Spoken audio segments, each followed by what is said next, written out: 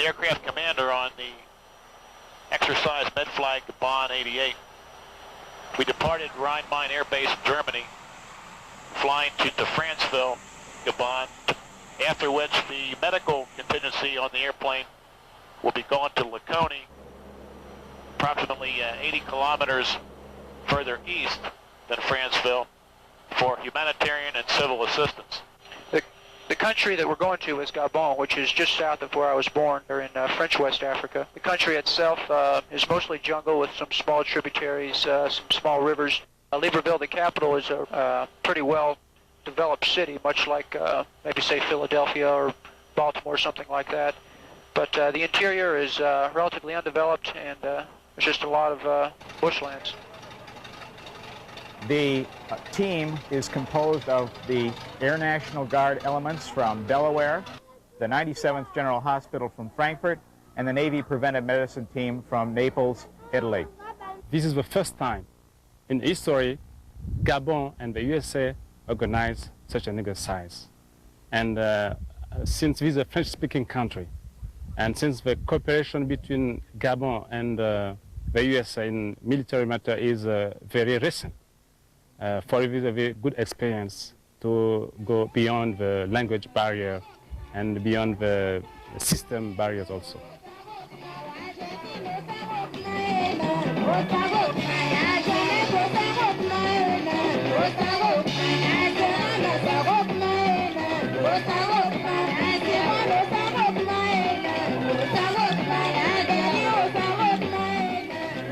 During the medical exercise, the Gabonese party want to learn how to face a mass casualty case. We are not used to mass casualty case. So this is a good occasion for us to learn how to face that situation.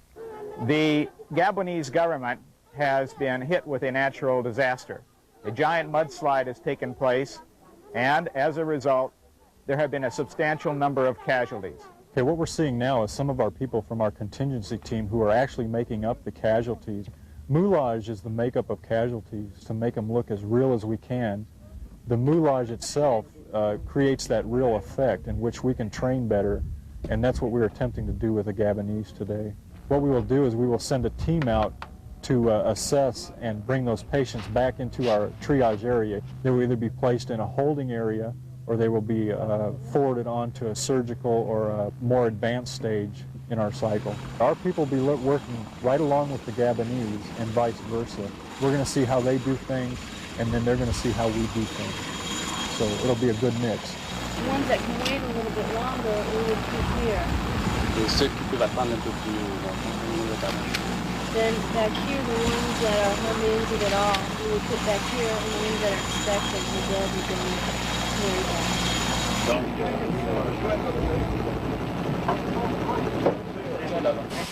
Bomb code 230, Raymond 22, roger.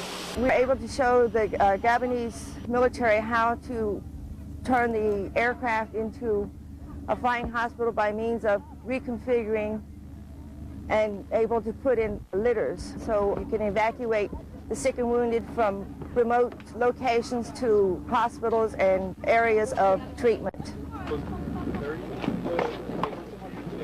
After we completed the mass casualty exercise and the aeromedical training, we began the civic action portion of our mission, which involved providing health care to the people of Laconie. What we're doing today is providing a lot of emergency care for the people here of Gabon.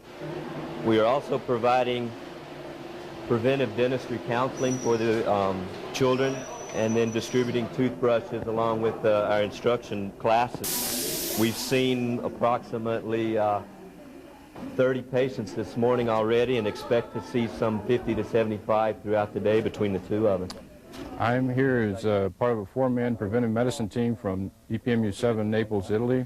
While we're down here, we hope to provide pest control, field sanitation, and training for the Air Force and Army and Gabonese personnel. In an environment like this, it may last you almost 2 weeks.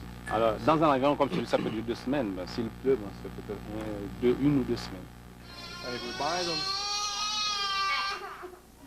This looks like it could possibly be a chronic infection.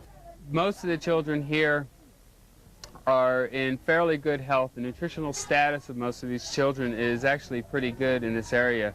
I've seen only a few kids which I thought may have been somewhat malnourished. During our examinations of the children, we basically do a cursory exam from head to toe, seeing if there's any skin lesions, any injuries, any infections that they have. We take our history via interpreters of what possibly may be wrong with them.